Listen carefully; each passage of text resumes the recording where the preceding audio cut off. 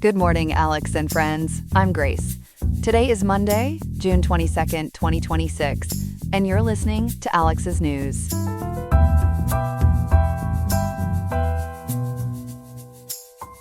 In Riverside today, the temperature is expected to reach a high of 87 degrees, dropping to a low of 59.6 degrees this evening. It is shaping up to be a pleasant day to enjoy the outdoors. Coming up, we are taking a deep dive into the reasons driving the United States to conduct military strikes against Latin American drug cartels. We will analyze the strategy behind these operations and what it means for regional stability.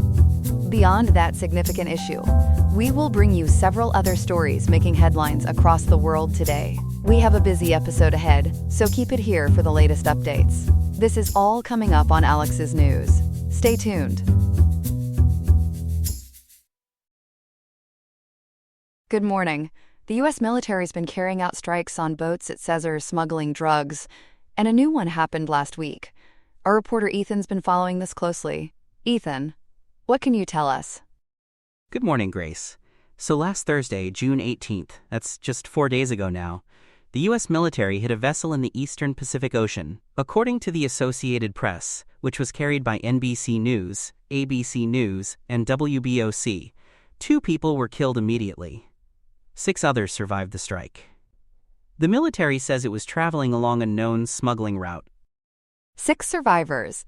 So this wasn't a one-off. How big is this campaign overall? It's much bigger than people realize. This is part of an ongoing effort by the Trump administration to target people it calls narco-terrorists across Latin America. That campaign actually started back in early September.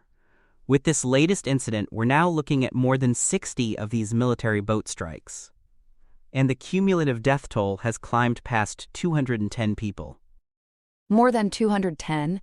Now the military says these are drug boats. Have they actually proven that? That's really the crux of the controversy here.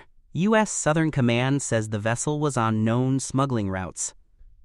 But the military hasn't provided evidence confirming the boat was actually carrying drugs. What we do have is a black and white video posted on X. It shows a boat speeding through the water, then getting hit by a visible projectile and bursting into flames. But that footage doesn't tell us what was on board.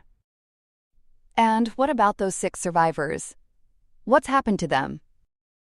Honestly, that's unclear, and it's troubling a lot of observers. U.S. Central Command says it notified the U.S. Coast Guard about the survivors from the June 18th strike, and also survivors from an earlier strike on June 16th. But the outcome of those notifications isn't known. The Pentagon didn't immediately answer questions about the status of the June 18th survivors, and the Coast Guard declined to comment on the most recent incident. You mentioned an earlier strike on June 16th. What happened with those survivors? That one had 2 survivors as well. The Coast Guard reported that it suspended its search just a day later. They said they found, quote, no signs of survivors or debris, end quote. So we don't have a clear picture of what became of those people either. It's a pattern that's raising real questions about transparency in this campaign. Let's talk about the justification. How is President Trump defending all of this? President Trump has framed it in fairly dramatic terms. He's declared that the United States is in a state of, quote, armed conflict, end quote, with Latin American cartels. He says the escalation is necessary to stop the flow of narcotics into the country and to combat the fatal overdose crisis. But here's the thing, Grace. Reports from NBC News, ABC News, and WBOC all note that the administration has offered little evidence to back up its claims that the people targeted are actually narco-terrorists. And critics aren't buying it. What's their main argument? Critics are challenging this on 2 fronts, legality and effectiveness. On the effectiveness side, they make a pretty pointed argument. They say these strikes are misplaced because the fentanyl driving American overdose deaths is typically trafficked over land from Mexico, and that fentanyl is produced using chemicals imported from India and China. So opponents argue that blowing up boats in the Pacific doesn't really address how the deadliest drugs are actually reaching the U.S. That's a striking disconnect. Now, I understand there's been particular controversy over one of the very first strikes. Walk us through that. This is probably the most disturbing part of the whole story. During the military's very first operation, there was what's being called a follow-up strike. The initial attack killed 9 people, but it left 2 men clinging to the wreckage. Then a second strike was carried out, and it killed those remaining survivors. The White House actually confirmed this happened. They confirmed it? How did they explain striking men who were already in the water? The White House insisted it was done, quote, in self-defense, end quote. They said the goal was to ensure the total destruction of the vessel and that the action adhered to the laws of armed conflict. But that explanation hasn't satisfied everyone. Some legal scholars have argued that striking survivors would be illegal under any circumstances.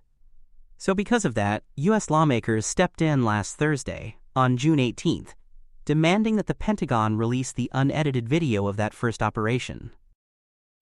So lawmakers want to see the raw footage. Is there any formal investigation underway? There is, though it's narrower than you might expect. Back in May, the Pentagon's Inspector General announced a plan to investigate these strikes. Specifically, they want to determine whether the military followed the established 6-phase joint targeting cycle. But the watchdog's office was careful to clarify something important.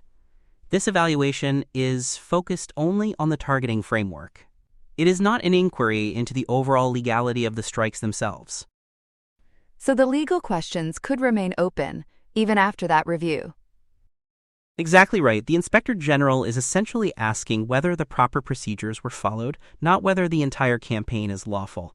That leaves a real gap. The bigger constitutional and international law questions, the ones about whether the U.S. can simply declare armed conflict with cartels and strike boats, those aren't being addressed by this particular investigation. So a lot of pressure is falling back on Congress and those demands for the unedited video. Before I let you go, Ethan, what should we be watching for next? A few things, Grace. First, whether the Pentagon actually releases that footage from the first operation, since lawmakers are pushing hard for it. Second, what happens to the survivors from these recent strikes, including the 6 from June 18th? And third, whether the Inspector General's review expands or stays narrow. With more than 60 strikes now and a death toll over 210, the scrutiny isn't likely to fade anytime soon. Important reporting and a lot of unanswered questions. Ethan, thanks so much for breaking it all down for us this morning. Happy to, Grace. We'll keep following it. Here are some other headlines. Turning our attention to some unverified reports that are stirring the pot, we are hearing rumblings that United Kingdom Prime Minister Keir Starmer may have stepped down. If true, it seems he has finally decided to leave the building. Meanwhile, in Switzerland, things are heating up as high-stakes nuclear talks are reportedly underway. We can only hope they find a way to fuse a deal together without any explosive fallout.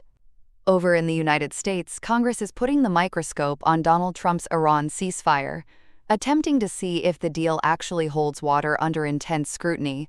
And we are keeping a close eye on the growing crisis in Lebanon, where the situation remains precarious. Now moving to South America, where the political atmosphere in Colombia is absolutely electric. It is a real nail-biter, as conservative outsider Abelardo de la Espriella, who has the backing of United States President Donald Trump, holds a razor-thin lead in the June 21, 2026 presidential runoff. With 99.9% of the votes counted, de la Espriella sits at 49.7%, while progressive lawmaker Ivan Cepeda is trailing just behind at 48.7%. However, the electoral authorities have not yet officially called the race, leaving the country in a state of political suspense. Cepeda, a close ally of outgoing President Gustavo Petro, is not ready to throw in the towel just yet. He has labeled the count unofficial and non-binding, and his team is preparing to challenge the results for more than 30,000 voting stations.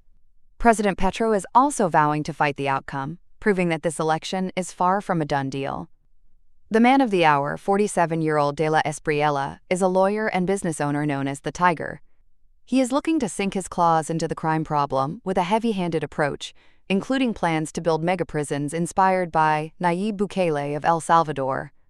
If he clinches the victory, he plans to put an end to the dialogues with armed groups, effectively shredding Petro's agenda and ending those parallel peace negotiations. The winner of this political tug-of-war will begin a 4-year term on August 7, 2026. While Cepeda is fighting for every inch, history is not on his side. Notably, no recount has ever flipped a Colombian presidential election result. It seems the dice have been cast, But until the authorities certify the win, Colombia is still waiting to see who will truly hold the reins of power. That's all we have for now. Today's episode was made by Alexander King with Claude Opus 4.8, Gemini Pro 3.1, Gemini Flash 3, and Google Cloud Text-to-Speech. I hope you have a great day. I'll see you tomorrow, Alex.